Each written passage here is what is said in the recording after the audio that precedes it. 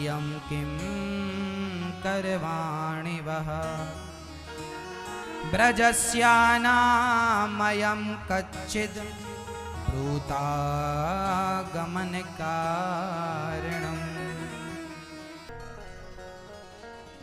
बोलो, सेवा करती हो, पति की पाँव दबाती हो कि नहीं?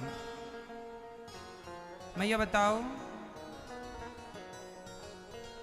जो स्त्री अपने पति नहीं,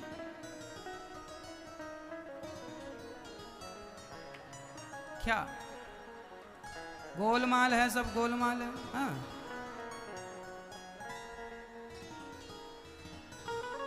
हाथ नहीं उठाना चाहिए।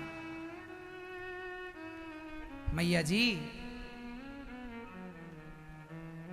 पुरुषों को चाहिए, अच्छा आज बहुत सारे पुरुष होते हैं वह अपनी पत्नी को पांव की जूती मानते हैं।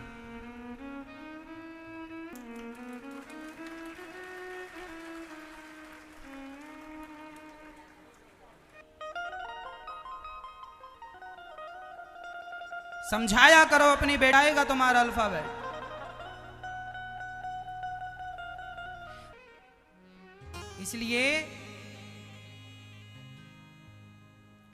इसलिए अच्छे से मरना। भक्तों, अपनी माँ को, अपनी वृद्ध माँ को घर से, देखो सासों को बहुएं घर से निकाल देती हैं, आप ना निकाला करो। सास का सम्मान कर लिया करो, बुढ़ापे में थोड़े दिन बाद मर जाएगी, सेवा कर लो। एक राजा थे, बहुत ध्यान से सुनना। एक राजा थे, उन्होंने अपने गुरुजी से पूछा, गुरुजी ये बताओ कि मैं राजा क्यों बना? जिस दिन मेरा जन्म हुआ इस दिन तो और लोगों का भी जन्म हुआ, राजा सिर्फ मैं बना क्यों? गुरुजी ने कहा, फलाने जंगल में एक संत बैठे हैं, वह तेरे प्रश्न का उत्तर देंगे। राजा गया, संत से पूछा, संत जी मैं ही राजा क्यों बना? संत ने कहा, आगे दूसरे संत बैठे हैं, वो तेरे प्रश्न का उत्तर देंगे। राजा उन संत के पास गया, मैं राजा क्यों बना? उन संत ने कहा, फलाने गांव में एक बच्चा पैदा होने वाला है, वो बच्चा तेरे प्रश्न का उत्तर देगा। राजा आश्चर्य में घबराए कि ये बाबा बताते तो है नहीं, आगे आगे भेजते जा रहे हैं। राजा उस गांव में गया, एक बच्चा पैदा हुआ किसी के घर। राजा ने बच्चे को गोद में लिया और बोला, क्यों? ये बताओ कि मैं ही राजा क्यों बना? उस बच्चे ने मुस्कुराते हुए कहा, राजा आप और हम और वह जो जंगल में तुम्हें दो लोग मिले, हम चारों सगे भाई थे पिछले जन्म में। हम चारों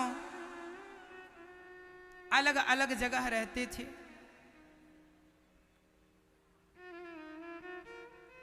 बड़े भाई के घर कोई आ जाता था तो बड़े भाई उनको घर से दुत्कार के भगा देते थे। उनसे छोटे भाई के पास कोई आ जाता था तो वह भी घर से निकाल देते थे। और मेरे पास कोई आता था तो मैं भी उसे रोटियां नहीं देता था। लेकिन जब तुम्हारे घर कोई आता था तो तुम बड़े सम्मान से उसे बिठाकर भोजन कराते थे। पिछले जन्म में तुमने किसी को पेट भर भोजन कराया है, अन्न दान दिया है, इसलिए विधाता ने तुम्हें राजा बना के बिठाया है कि जाओ तुम प्रजा का पेट भरो, तुम जाओ सेवा करो, क्योंकि तुम राजा बनने के लायक हो। क्योंकि देखो खाते तो सब हैं मैया, पर खाने के पहले ये देख लेना चाहिए कि जो भोजन हम कर रहे हैं उस भोजन की किसी ज़रूरतमंद को ज़रूरत तो नहीं है। सभी में अपना पेट तो पशु पक्षी भी भर लेते हैं, पर सभी में बांट कर खाए उसे इंसान कहते हैं। पराया दर्द अपनाए उसे इंसान कहते हैं। यूं भरने को तो पक्षी भी अपना पेट भर लेते हैं, पर सभी में बांट कर खाए उसे इंसान कहते हैं। इसलिए आपसे ये दास अनिरुद्ध कहेगा कि गौरी गोपाल अन्न क्षेत्र में हजारों संत रोज भोजन करते हैं, आप भी जरा बांट कर खाइएगा। आप भी खाने के पहले किसी संत को, किसी भूखे को, वृंदावन में जरूरतमंद संत, जरूरतमंद लोग रोज लाइन में लग के भोजन लेते हैं। ये जरूरतमंद ना होते तो भोजन के लिए लाइन में क्यों खड़े होते? आप आकर देख लेना, हजारों की संख्या में जरूरतमंद भोजन लेते हैं। यदि ईश्वर ने तुम्हें देने के लायक बनाया है तो जरूर किसी की भूख मिटाने के लिए जरूर अपने विचारों को रखिएगा, सोचिएगा। ये हाथ सेवा के लिए बढ़ेंगे तो कामयाब होंगे। अपना पेट तो चिड़िया भी भर लेती है, कुत्ता भी भर लेता है, पर वो लोग दूसरों में बांट नहीं सकते ना।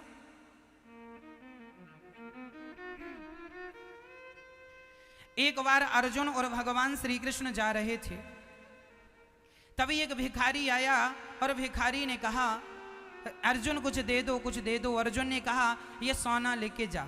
अर्जुन ने भिखारी को सोना दिया। रास्ते में चोरों ने सोना लूट लिया। भिखारी भिखारी का भिखारी। अच्छा, कुछ लोगों की जिंदगी में कितना भी धन आ जाए पर उन्हें वो फलता बिल्कुल नहीं है। मैंने सुना था कि कौन बनेगा करोड़पति में 2006 में एक व्यक्ति ने 5 करोड़ रुपए जीते थे, कौन बनेगा करोड़पति में। और जब घटना 2006 की है या 8 की है ये तो कंफर्म नहीं है, पर जो कथा है वो कंफर्म है। कौन बनेगा करोड़पति में एक बार एक व्यक्ति ने 5 करोड़ जीते थे, और 5 करोड़ जीत तो लिए साहब, बिल्कुल गरीब आदमी था, जीत तो लिया, 5 करोड़ पा लिया। लेकिन अभी मैंने उसके बारे में सुना कि वो 5 करोड़ पाने के बाद भी जस का तस अर्थात ज्यों का त्यों है, सारा पैसा बर्बाद कर दिया उसने। मैया जी, पैसा मिल जाना बड़ी बात नहीं है, पैसा मिल जाए तो उसका उपयोग क्या करना है ये बड़ी बात होती है। आपके पास पैसा आ जाएगा ये कोई आश्चर्य की बात नहीं है, बड़ी बात नहीं है, पर आपके पास पैसा आएगा तो आप उसका प्रयोग क्या करेंगे, कहां खर्च करेंगे, क्या करेंगे उसका। उस आदमी ने गलत जगह पर पैसा लगाया, डूबता चला गया, ज्यों का त्यों है। पैसा आता सबके पास है, कहते हैं ना ईश्वर मौका सबको देता है, लेकिन कोई उस मौके का सही उपयोग कर लेता है, कोई उस मौके का दुरुपयोग अर्थात उस अवसर को ठुकरा देता है। और मैं पहले कह चुका हूं कि जिसने समय को एक बार ठुकराया समय उसे बार बार ठुकराएगा, इसलिए कभी समय को ना ठुकराना। यदि हम आपसे कह रहे हैं कि आप किसी एक वृद्ध मां को जीवन भर भोजन देने का संकल्प लो, एक मां को गोद लेने का संकल्प लो और आप योग्य हैं तो जरूर आप सेवा कीजिएगा। यदि आप योग्य होकर यदि सेवा नहीं करेंगे तो यही समय को ठुकराना है। अर्जुन ने सोना दिया, उस भिखारी ने सोना लेके गया, चोरों ने लूट लिया। फिर पहुंच गया, अर्जुन कुछ दो कुछ दो कुछ दो। अर्जुन ने एक मणि उठाकर दी, वह मणि बहुत कीमती थी। अब भिखारी को सोना और मणि मिली तो उसने सोचा मैं अपने लिए घर बनाऊंगा, राजा बनूंगा, ये करूंगा, पैसा आ गया, ये करूंगा, वो करूंगा। तभी उसे प्यास लगी और पानी पीने सरोवर में गया, उसकी मणि सरोवर में गिर गई। लाख ढूंढा पर मिला नहीं। ज्यों का त्यों फिर पहुंच गया, अर्जुन से भीख दे दो। अर्जुन ने कहा 2 बार मैंने दिया, तेरी दरिद्रता नहीं गई, इसका अर्थ है तेरे भाग्य की रेखाओं में दरिद्रता ही है। भगवान कृष्ण मुस्कुराए और भगवान ने कहा कि अर्जुन देख, इसके भाग्य में दरिद्रता बिल्कुल नहीं। तो अर्जुन ने कहा प्रभु मैंने 2 बार इसे ढेर सारा धन देकर ट्राई कर लिया, इसके भाग्य में दरिद्रता ना होती तो पैसा टिक जाता इसके पास। आप लोग सोचते होंगे कई लोगों की ये प्रॉब्लम है, महाराज जी पैसा आता है पर टिकता नहीं। जानते हो क्यों नहीं टिकता? सुन लो ये कथा, पैसा टिकेगा। अर्जुन ने कहा इसके भाग्य में दरिद्रता है, भगवान ने कहा इसके भाग्य में कोई दरिद्रता नहीं। कैसे पता लगे कि दरिद्रता नहीं? भगवान ने उसे 2 पैसे दे दिए भिखारी को। भिखारी ने कहा अभी सोना मिला, मणि मिला, मणि मिली, ये 2 पैसे में तो रोटी भी नहीं आएगी। तभी उस सरोवर में, जिस सरोवर में उसकी मणि गिरी, उसी सरोवर में एक मछुआरा मछली पकड़ रहा था। उसके जाल में एक मछली फंसी, तड़प रही थी। इस भिखारी को दया आई और तड़पती हुई मछली को इसने कहा भाई साहब इसे छोड़ दो, हम इसके 2 पैसे तुम्हें देते हैं क्योंकि हमारे जेब में 2 पैसे हैं।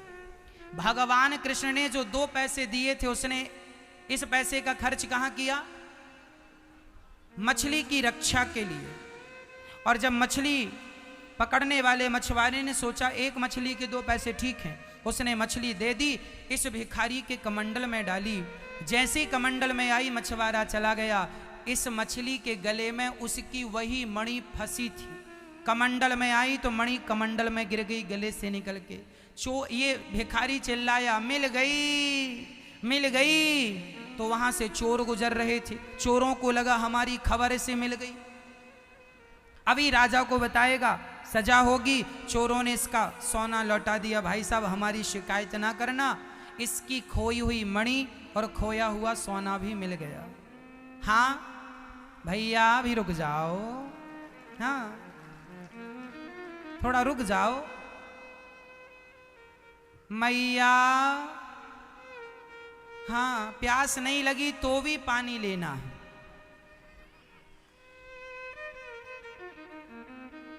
थोड़ा ध्यान से सुन लो, हम पानी पी रहे हैं।